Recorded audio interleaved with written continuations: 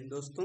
आज का हमारा सब्जेक्ट है प्राइमरी और सेकेंडरी मेमोरी के बीच डिफरेंस। तो चलिए स्टार्ट करते हैं। तो कहा गया है the primary memory of a computer is the main memory that utilise to store data temporary. हमारा जो प्राइमरी मेमोरी होता है वो डाटा को टेम्परेरी स्टोर करता है। और वहीं पे देखते हैं secondary memory define to additional storage device that are utilise to store data permanently.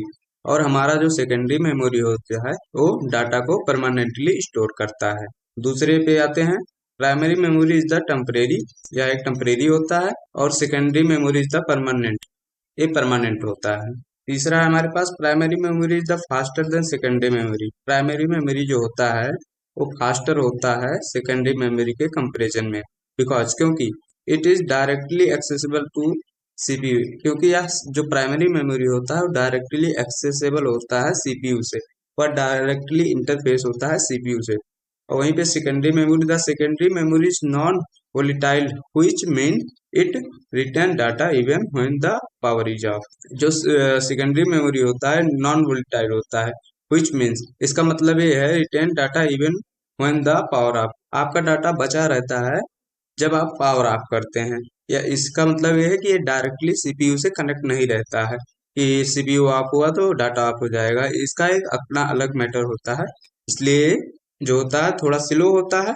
Next चलते हैं, primary memory is the directly accessible bye processor या सीपीयू। वही बात कही गई है, प्राइमरी मेमोरी जो होती है वो प्रोसेसर से डायरेक्टली एक्सेसिबल होती है। और वहीं पे secondary memory is not directly accessible bye CPU, या सेकेंडरी मेमोरी जो होता है वो डायरेक्टली सीपीयू से एक्सेसिबल नहीं होता है। चलिए हम इसको रेजर कर देते हैं, आप लोग इसको नोट कर लीजिएगा। कहा गया primary memory directly are the more expensive than secondary storage device. जो प्राइमरी मेमोरी होता है वो मोर एक्सपेंसिव मतलब महंगा होता है सेकेंडरी डिवाइस से, सेकेंडरी मेमोरी डिवाइस से प्राइमरी मेमोरी डिवाइस महंगा होता है। और वहीं पे सेकेंडरी मेमोरी डिवाइस की हम बात कर लेते हैं। सेकेंडरी मेमोरी डिवाइस जो आपका होता है वो लेस एक्सपेंसिव, कम महंगा होता है प्राइमरी मेमोरी से। क्योंकि when compare to primary memory device, क्योंकि जो होता है प्राइमरी मेमोरी पहले से सीपीयू में इन्वॉल्व होता है, उसके पार्ट उसकी कंपनी देती है, इसलिए वो महंगे होते हैं, बाजार में महंगे मिलते हैं। उसमें गोल्ड का यूज किया जाता है, इसलिए वो महंगा होता है। आपको थोड़ा टाइम देते हैं, आप स्क्रीनशॉट ले लीजिए, फिर हम अगले पे चलते हैं। चलिए नेक्स्ट पेज पे चलते हैं। कहा गया है the memory device use for primary memory या सेमीकंडक्टर मेमोरीज। जो प्राइमरी मेमोरी होती है वो सेमीकंडक्टर मेमोरीज की तरह यूज होती है।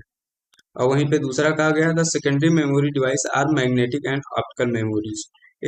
जो सेकेंडरी मेमोरी होती है वो मैग्नेटिक मेमोरी या ऑप्टिकल मेमोरी के इंटरफेस में होती है। यहाँ पे अगला कहा गया है the capacity of primary memory is usually within the range of 16 to 32, 16 GB से लेके 32। अब तो और भी आ गए हैं अपने रेंज के हिसाब से उसके स्टोरेज, लेकिन यूजली यही होते हैं। इसमें कहा गया सेकेंडरी स्टोरेज डिवाइस में it store A considerable amount of data and information. The capacity of secondary memory range of 200 GB to some terabytes.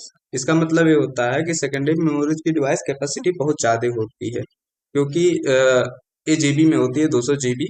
अब तो 600 GB 1000 GB भी आ गई है, ये टेराबाइट में भी जा सकती है। Primary memory also known as a main memory और इंटरनल मेमोरी। इसे हम मेन मेमोरी या फिर इंटरनल मेमोरी के नाम से जानते हैं। और वहीं पे secondary memory is also known as a external memory, जो बाहर से लगाई जाती है, और ऑक्सिलरी मेमोरी जो भी उपयोग की जाती है बाहर से। तो आशा करते हैं आपको यह वीडियो अच्छा लगा होगा। अगर जो आप चैनल पे नए हैं तो हमारी वीडियो को लाइक करें, चैनल को सब्सक्राइब करें। मिलते हैं नेक्स्ट वीडियो में और किसी टॉपिक के साथ। तब तक के लिए जय हिंद।